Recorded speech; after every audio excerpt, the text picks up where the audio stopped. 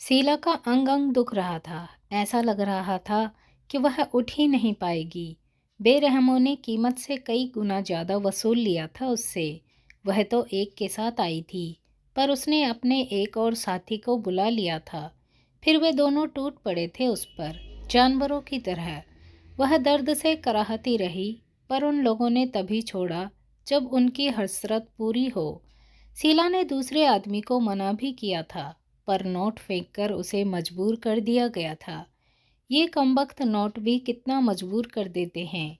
जहाँ शीला लाश की तरह पड़ी थी, वह एक खंडर नुमा घर था जो शहर से अलग था। वह किसी तरह उठी, उसने अपनी साड़ी को ठीक किया और ग्राहकों के पैसे फेंके। 100 रुपए के नोटों को ब्लाउज में ठूंसकर खंडहर से बाहर निकल आई। वह सुनसान इलाका था। दूर पगडंडी के रास्ते कुछ लोग आ जा रहे थे। शीला से चला नहीं जा रहा था। अब समस्या थी कि घर जाए तो कैसे। वह ग्राहक के साथ मोटरसाइकिल पर बैठकर आई थी। उसे बूढ़ी सास की चिंता थी कि बेचारी उसका इंतजार कर रही होगी। वह जाएगी, तब खाना बनेगा, तब दोनों खाएंगी। शीला भी क्या करती, शौक से तो नहीं आई थी इस धंधे में। उसके पति ने उसे तन्हा छोड़कर किसी और से शादी कर ली थी। काश उसकी शादी नवीन के साथ हुई होती। नवीन कितना अच्छा लड़का था। वह उससे बहुत प्यार करता था। वह यादों के गलियारों में भटकते हुए धीरे धीरे आगे बढ़ने लगी। शीला अपने माँ बाप की इकलौती बेटी थी। गरीबी की वजह से उसे 10वीं जमात के बाद पढ़ाई छोड़नी पड़ी थी। उसके पिता नहीं थे।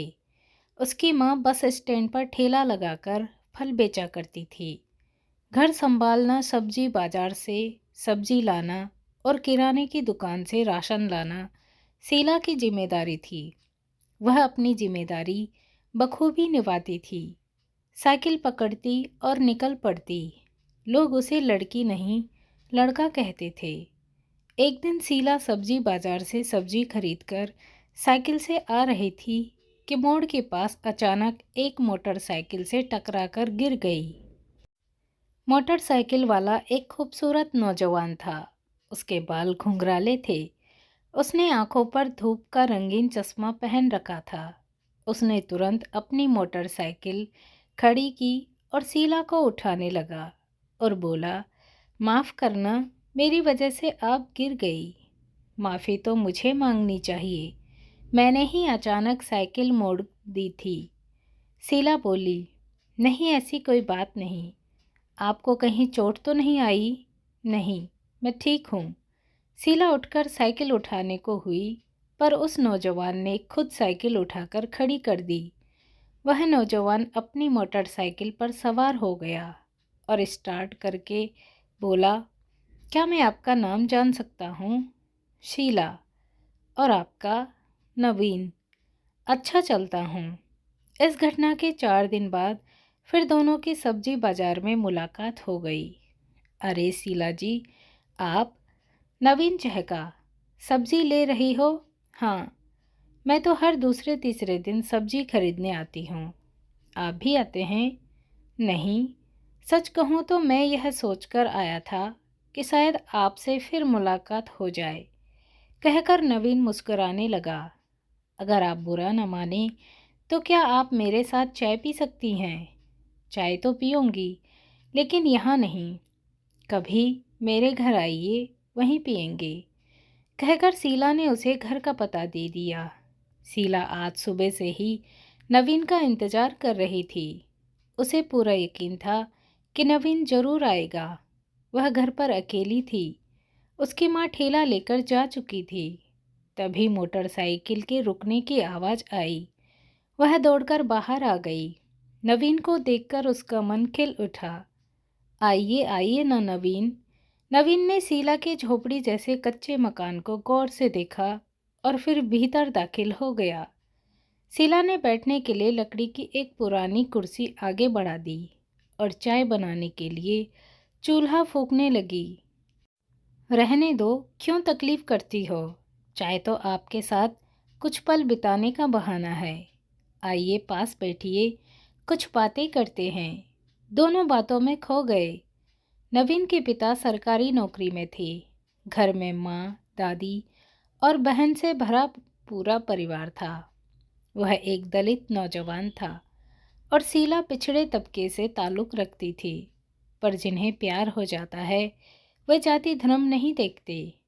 इस बात की खबर जब शीला की माँ को हुई तो उसने आसमान सिर पर उठा लिया।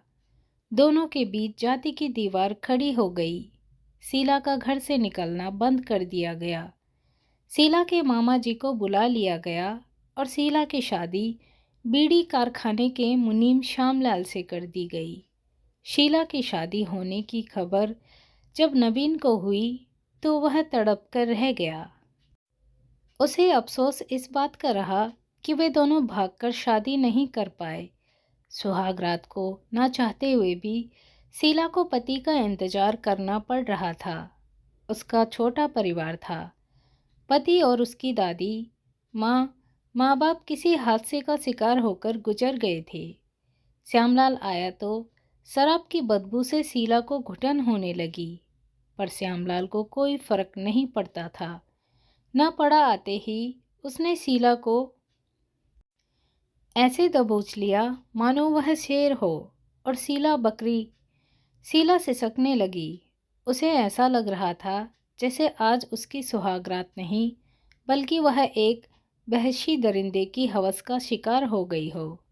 सुबह दादी की अनुभवी आंखों ने ताड़ लिया कि शीला के साथ क्या हुआ है। उसने शीला को हिम्मत दी कि सब ठीक हो जाएगा। श्यामलाल आदत से लाचार है, वह दिल का बुरा नहीं है। शीला को दादी माँ की बातों से थोड़ी राहत मिली। एक दिन शाम को श्यामलाल काम से लौटा तो हमेशा की तरह शराब के नशे में धुत था। उसने आते ही शीला को मारना पीटना शुरू कर दिया। बेहया, तूने मुझे धोखा दिया है। शादी से पहले तेरा किसी के साथ नाजायज संबंध था। नहीं नहीं शीला। शीला रोने लगी। यह झूठ है तो क्या मैं गलत हूँ? मुझे सब पता चल गया है, कहकर वह शीला पर लातें बरसाने लगा। वह तो शायद आज उसे मार ही डालता अगर बीच में दादी न आई होती। श्याम, तू पागल हो गया है क्या? क्यों बहू को मार रहा है? दादी, शादी से पहले इसका किसी के साथ नाजायज संबंध था। चुप कर, दादी माँ ने कहा तो श्यामलाल खिसिया कर वहाँ से चला गया। बहू, यह श्यामलाल क्या कह रहा था कि तुम्हारा किसी के साथ? नहीं दादी माँ, यह सब झूठ है। यह बात सच है कि मैं किसी और से प्यार करती थी और उसी से शादी करना चाहती थी। मेरा विश्वास करो दादी, मैंने कोई गलत काम नहीं किया। मैं जानती हूँ बहू, तुम गलत नहीं हो।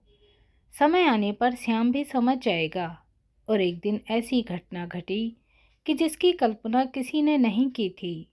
श्यामलाल ने दूसरी शादी कर ली थी और अलग जगह रहने लगा था। श्यामलाल की कमाई से किसी तरह घर चल रहा था। उसके जाने के बाद घर में भुखमरी छा गई। शीला मायके में कभी काम पर नहीं गई थी। ससुराल में किसके साथ जाती, कहाँ जाती? घर का राशन खत्म हो गया था। दादी के कहने पर शीला राशन लाने मोहल्ले के लाला के किराने की दुकान पर पहुंच गई। लाला ने चश्मा लगाकर उसे ऊपर से नीचे तक घूर कर देखा। फिर उसकी ललचाई आंखें शीला के उभारों पर जा टिकी। मुझे कुछ राशन चाहिए, दादी ने भेजा है। शीला को कहने में संकोच हो रहा था। मिल जाएगा, आखिर हम दुकान खोलकर बैठे क्यों हैं? पैसे लाई हो? शीला चुप हो गई। मुझे पता था कि तुम उधार मांगोगी। अपना भी परिवार है, पत्नी है, बच्चे हैं। उधारी दूंगा तो परिवार कैसे पालूंगा? वैसे भी तुम्हारे पति ने पहले का उधार नहीं दिया है, अब और उधार कैसे दूं? शीला निराश होकर जाने लगी। सुनो जी, लाला जी, एक शर्त पर राशन मिल सकता है। बोलो लाला जी, क्या शर्त है? अगर तुम मुझे खुश कर दो तो। लाला, शीला विफरी, पागल हो गए हो क्या? शर्म नहीं आती ऐसी बात करते हुए? लाला को भी गुस्सा आ गया। निकलो यहाँ से, पैसे लेकर आते नहीं हैं, उधार में चाहिए, जाओ कहीं और से ले लो। शीला को खाली हाथ देखकर दादी ने पूछा, क्यों बहू, लाला ने राशन नहीं दिया क्या?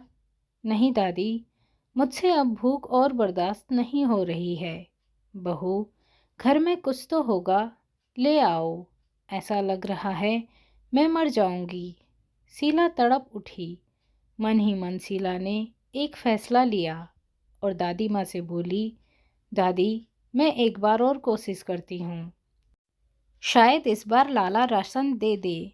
लाला, तुम्हें मेरा शरीर चाहिए ना, अपनी इच्छा पूरी कर ले और मुझे राशन दे दे। लाला के होठों पर कुटिल मुस्कान तैर गई। यह हुई ना बात। लाला उसे दुकान के पिछवाड़े में ले गया और अपनी हवस मिटाकर उसे कुछ राशन दे दिया। इसके बाद शीला को जब भी राशन की ज़रूरत होती, वह लाला के पास पहुंच जाती। एक दिन हमेशा की तरह शीला लाला की दुकान पर पहुंची, पर लाला की जगह उसके बेटे को देखकर ठिठक गई। क्या हुआ? अंदर आ जाओ, लाला जी नहीं है। क्या पिताजी नहीं है? तो क्या हुआ? मैं तो हूं ना। तुम्हें राशन चाहिए और मुझे उसका दाम। इसका मतलब मुझे सब पता है, कहकर शीला को दुकान के पिछवाड़े में जाने का इशारा किया। अब तो आए दिन बाप बेटा दोनों शीला के शरीर से खेलने लगे। इसकी खबर शीला के मोहल्ले के एक लड़के को हुई तो वह उसके पीछे पड़ गया। शीला बोली, पैसे दे तो तेरी भी इच्छा पूरी कर दूँ। यहीं से शीला ने अपना शरीर बेचना शुरू कर दिया था। एक से एक और दूसरे से तीसरे, एक तरह वह कई लोगों के साथ सोकर दाम वसूल कर चुकी थी। उसकी दादी को इस बात की खबर थी, पर वह बूढ़ी जान भी क्या करती। शीला अब यादों से बाहर निकल आई थी। दर्द सहते लंगड़ाते हुए वह भीड़ भाड़ वाले इलाके तक आ गई थी। उसने रिक्शा रोका और बैठ गई। अपने घर की तरफ जाने के लिए एक दिन हमेशा की तरह शीला चौक में खड़े होकर ग्राहक का इंतजार कर रही थी कि तभी उसे किसी ने पुकारा, शीला। शीला ग्राहक समझकर पलटी, लेकिन सामने नवीन को देखकर हैरान रह गई। वह अपनी मोटरसाइकिल पर था। तुम यहाँ क्या कर रही हो? नवीन ने पूछा। शीला हड़बड़ा गई। मैं अपनी सहेली का इंतज़ार कर रही थी। शीला, मैं तुमसे कुछ बात करना चाहता हूँ। बोलो। यहाँ नहीं, चलो कहीं और बैठकर चाय पीते हैं, वहीं बात करेंगे। शीला नवीन के साथ नज़दीक के एक रेस्टोरेंट में चली गई। शीला नवीन ने बात की शुरुआत की। मैंने तुमसे शादी करने के लिए अपने माँ पापा को मना लिया था, लेकिन तुम्हारे परिवार वालों की नापसंद के चलते हम एक होने से रह गए। नवीन, मैंने भी बहुत कोशिश की थी, लेकिन हम दोनों के बीच जाति की एक मजबूत दीवार खड़ी हो गई। खैर, अब इन बातों का कोई मतलब नहीं। वैसे तुम खुश तो हो ना? क्या करता है तुम्हारा पति? कितने बच्चे हैं तुम्हारे? शीला थोड़ी देर चुप रही, फिर सिसकने लगी। नवीन, मेरे पति ने दूसरी शादी कर ली है। शीला ने अपनी आप बीती सुना दी। तुम्हारे साथ तो बहुत बुरा हुआ, नवीन ने कहा। तुम अपनी सुनाओ, शादी किससे की? कितने बच्चे हैं? शीला ने पूछा। एक भी नहीं। मैंने अब तक शादी नहीं की। क्यों? क्योंकि मुझे तुम जैसी कोई लड़की नहीं मिली। शीला एक बार फिर तड़प उठी। शीला, मेरी ज़िंदगी में अभी भी जगह खाली है। क्या तुम मेरी पत्नी? नहीं, नहीं नवीन, यह मुमकिन नहीं है। मैं पहली वाली शीला नहीं रही। मैं बहुत गंदी हो गई हूँ। मेरा दामन मैला हो चुका है। मैं तुम्हारे लायक नहीं रह गई हूँ। मैं जानता हूँ कि तुम गलत राह पर चल रही हो, पर इसमें तुम्हारा क्या कसूर है? तुम्हें हालात ने इस रास्ते पर चलने को मजबूर कर दिया है। तुम चाहो तो इस राह को अभी भी छोड़ सकती हो। मुझे कोई जल्दी नहीं है। तुम सोच समझकर जवाब देना। इसके बाद नवीन ने चाय के पैसे काउंटर पर जमा कर दिए और बाहर आ गया। शीला भी नवीन के पीछे हो ली।